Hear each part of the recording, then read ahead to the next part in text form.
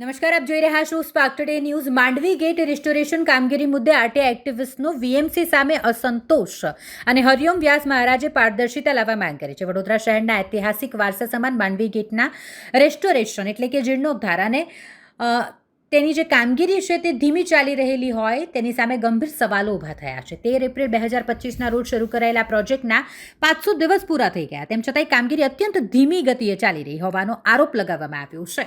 હાલ માત્ર બહારથી સપોર્ટ આપવા ગડરો લગાવવા સિવાય કોઈ નક્કર કામગીરી દેખાતી નથી। અધિકારીઓ દ્વારા અગાઉ મીડિયામાં માંડવી ગેટનું 15 થી 20% કામ પૂરું થઈ ગયું હોવાના દાવા કરાયા હતા। આ અંગે સત્યતા જાણવા માટે 22 જૂને આરટીઆઈ દાખલ કરવામાં આવી હતી। 22 જુલાઈએ મળેલા જવાબમાં કોન્ટ્રાક્ટ સવાણી હેરિટેજના ટેન્ડરની નકલો જ આપવામાં આવી, જો કે ટેન્ડર પાસ કરવાના કારણો, ground inspection report, photograph, structural stability report કે કામ કરવાની પદ્ધતિ અંગેની જરૂરી માહિતી આપવાનું તંત્ર દ્વારા ટાળવામાં આવ્યું છે। પ્રજાના ટેક્સના નાણાંની પારદર્શિતા અનિવાર્ય છે। ઐતિહાસિક ધરોહરના રિસ્ટોરેશનનું કામ જનતાના ટેક્સના નાણાંમાંથી થઈ રહ્યું છે, જેથી વડોદરાની 22 લાખ પ્રજાને આ નાણાં ક્યાં અને કેવી રીતે વપરાઈ રહ્યા છે તે જાણવાનો પૂરતો હક છે। વિરાસતથી વિકાસ આયોજન હેઠળ ઓળખવામાં આવેલા 128 ઐતિહાસિક વારસામાંથી પ્રથમ માંડવી ગેટની જ આવી દુર્દશા હોય તો બાકીના 127 વારસાનું કામ ક્યારે અને કેવી રીતે પૂરું થશે તે મોટો પ્રશ્ન છે। વીએમસીના કમિશનર દર મંગળવારે સમીક્ષા બેઠક યોજે છે। કમિશનર આ મામલે યોગ્ય ખુલાસો કરે, માંડવી ગેટના ટેન્ડરની અધૂરી માહિતી જાહેર કરે અને અન્ય 127 હેરિટેજ સ્થળોની કામગીરીની વિગતો મીડિયા સમક્ષ સાર્વજનિક કરે તેવી માંગ કરવામાં આવી છે। આ વડોદરા શહેર માટે કહીએ ખૂબ દુઃખની વાત છે કે આપણે જે જનપ્રતિનિધિઓને ચૂંટીને લાયા છે એ જનપ્રતિનિધિઓ મહાનગરપાલિકા પાસે વડોદરાના વિકાસના કામ નથી કરાવી શકતી। ઐતિહાસિક વારસાને સાચવવા માટે હેરિટેજ સેલ દ્વારા યોગ્ય કામ નથી કરાવી શકતી અને આ કામ નહીં કરાવી શકતી હોવાનું કહીએ સૌથી મોટું ઉદાહરણ માંડવી ઐતિહાસિક દરવાજો છે।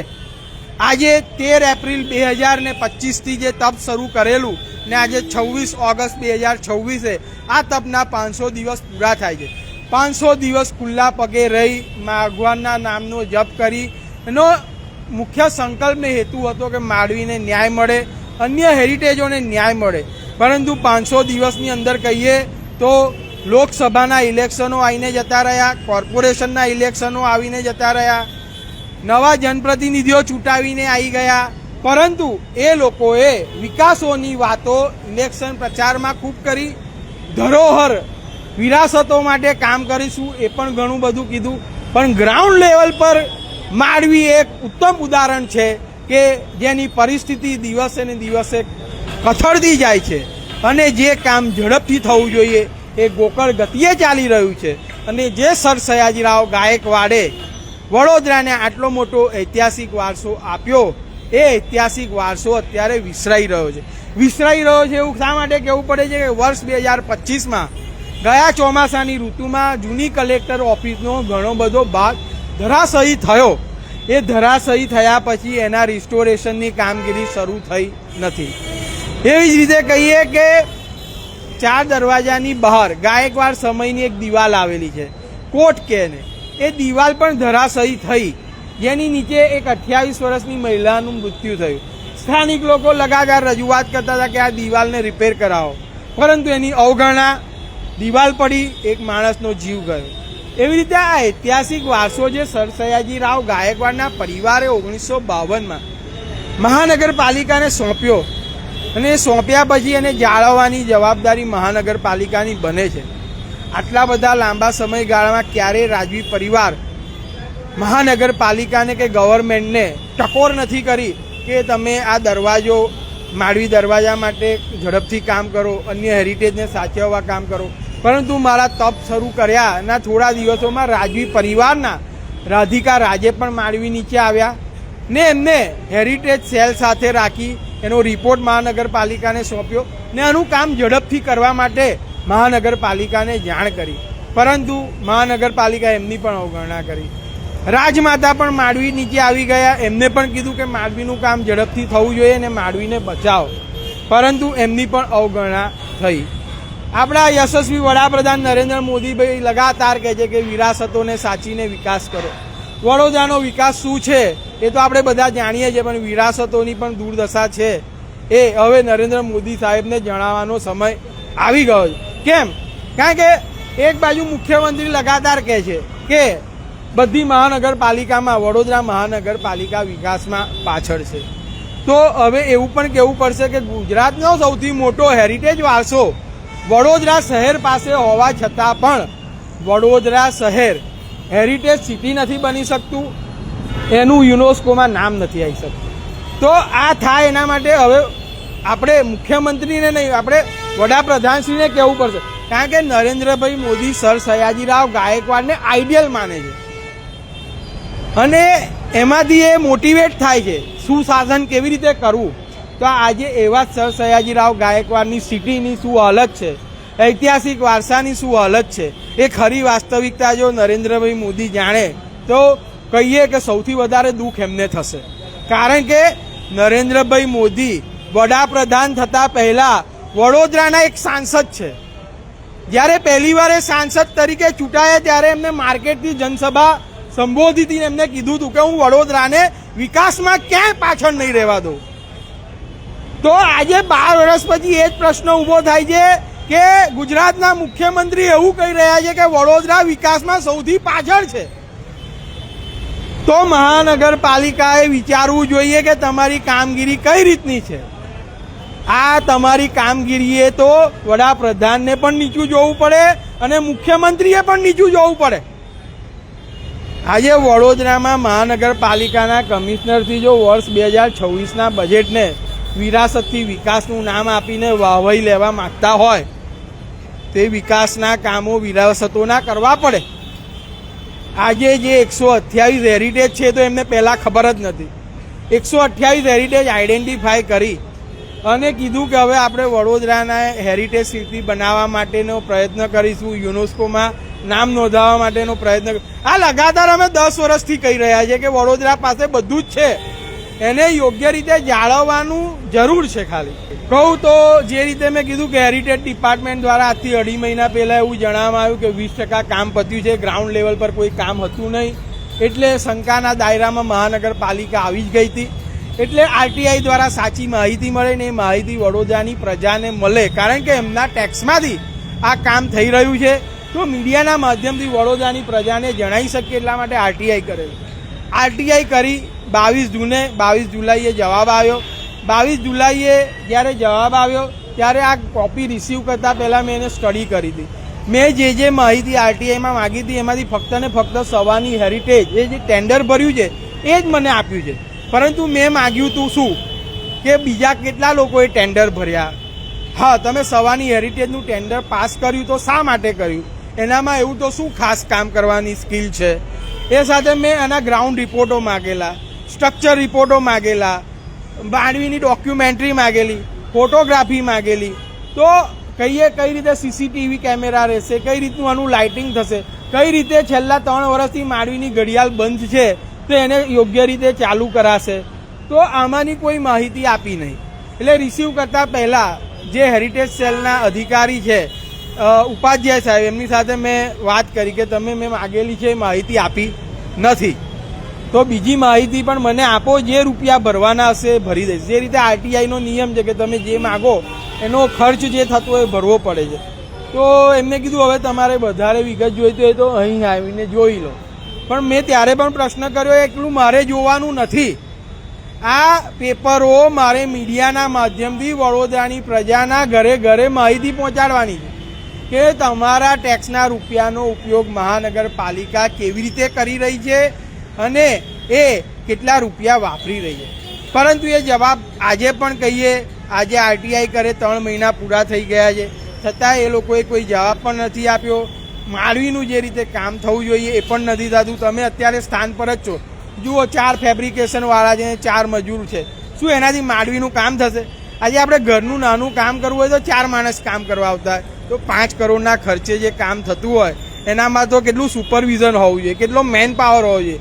અહીં નથી કોઈ સુપરવિઝન, નથી અહીં કોઈ મેન પાવર કે નથી કોઈ અધિકારી ચેક કરવા આવતા. હું કહીશ કે વડોદરાની સૌથી વધારે ચિંતા હોય અને જેને હેરિટેજ વારસો સોંપ્યો છે એવું રાજવી પરિવાર તો માંડવી નીચે આવી ગયું. રાજકીય પક્ષો તો કહીએ તો દરેક મુદ્દાઓને ઇલેક્શનના મુદ્દા બનાવતા હોય છે, કારણ કે એમને જીતવું હોય છે. જેવી રીતે ચૂંટણી પ્રચારમાં જોઈએ કોર્પોરેશનનું હોય તો આપણે જોયું હતું કે વડોદરાના વિરાસતો માટે અમે કામ કરીશું એવું વડોદરાના બીજેપીના અધ્યક્ષ જયપ્રકાશ સોની બોલેલા. પણ સૌથી દુઃખની વાત એ છે કે જયપ્રકાશ સોનીજી આજ દિન સુધી માંડવી નીચે આવ્યા નથી. એટલે ફક્ત ને ફક્ત કહીએ ને કે હેરિટેજ પ્લેસો પાસેથી રેલીઓ કાઢવી ને હેરિટેજના નામે પબ્લિકને ઇમોશનલી કરી અને વોટ લેવા એ એમનું કામ છે. ગ્રાઉન્ડ લેવલ પર કરવાનું કોઈ કામ. હું કહીશ ને કે વડોદરામાં વિકાસોની વાત કરનારા પોતાનો સ્વ વિકાસ કરી રહ્યા છે, વડોદરાનો વિકાસ નથી કરી રહ્યા. એટલે એમની ઈચ્છા શક્તિ જ નથી કે વડોદરાના વિકાસ માટેની વાતો કહીએ વિધાનસભામાં મૂકે, કોર્પોરેશનમાં મૂકે કે લોકસભામાં મૂકે.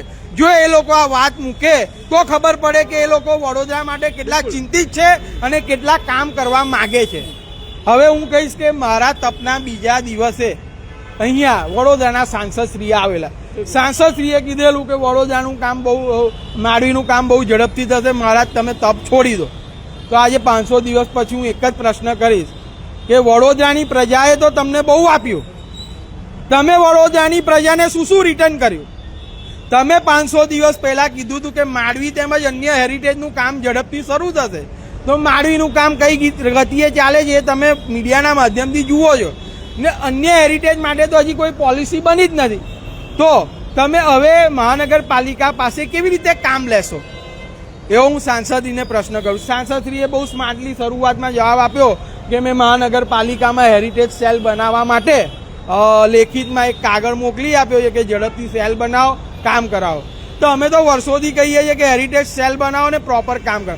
આજે હેરિટેજ સેલ બની ગયો તો કોઈ અધિકારી આવીને સ્થળ પર કામ કેવું ચાલે છે એની વિઝિટ કરતા નથી, કારણ કે અધિકારીઓને પણ સ્વ વિકાસમાં જ રસ છે, એને વડોદરાના વિકાસમાં રસ નથી. હું તો કહું કમિશનરો આવે છે ને જાય છે 2 વર્ષે 3 વર્ષે, પણ એમની આજુબાજુ જે અધિકારીઓ છે એ તો એના એ જ હોય છે કે જે નોકરી પૂરી કરીને જાય છે. એ નોકરી પૂરી કરીને જાય તો એટલામાં તો કેટલા કમિશનરો આવી ગયા. એ વડોદરાના કમિશનરને સાચી દિશા કેમ નથી બતાવતા? કારણ કે એમને પોતાનો સ્વ વિકાસ કરવો છે, વડોદરાનો વિકાસ નથી કરવો. હા, વડોદરાની પ્રજા નથી જોડાતી એ સૌથી તમે મહત્વ.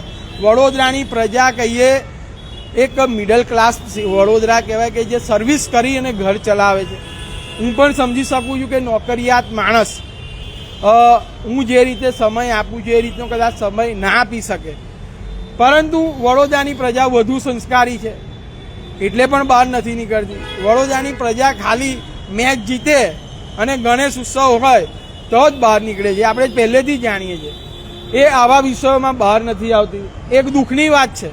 આજે તમે થોડા સમય પહેલાં જોયું કે જે રીતે યુવાનોએ પોતાના ન્યાય માટે દિલ્હીમાં પોતાની રજૂઆત કરી, એવી રીતે હું વડોદરાના યુવાનોને કહીશ કે આ વિરાસતો આપણી છે, આપણને સર સયાજીરાવ ગાયકવાડ આપીને ગયા છે.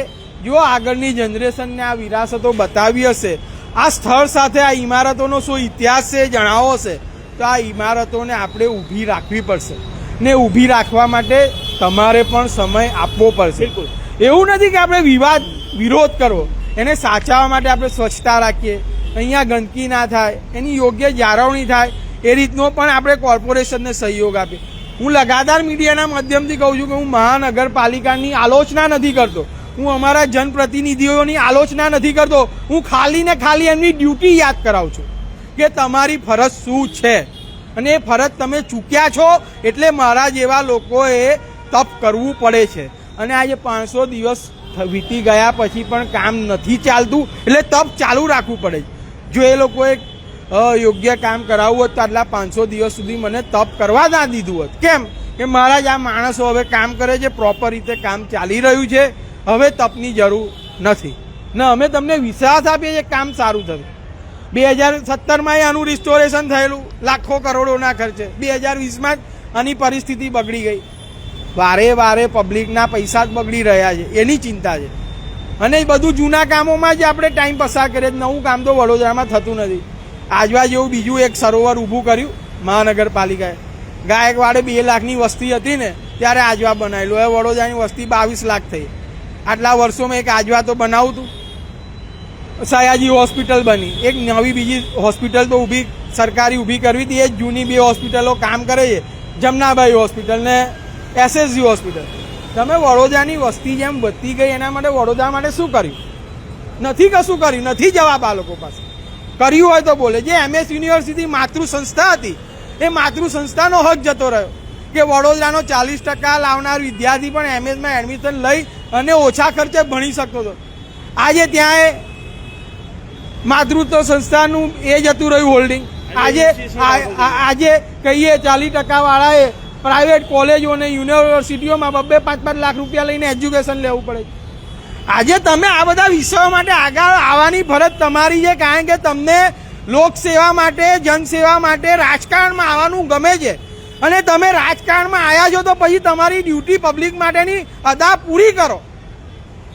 પબ્લિક વોટ પણ આપે અને એના ન્યાય માટે સતત રોડ ઉપર આવે અને પછી કાયદો અને વ્યવસ્થાના નામે તમે એને હેરાન કરો.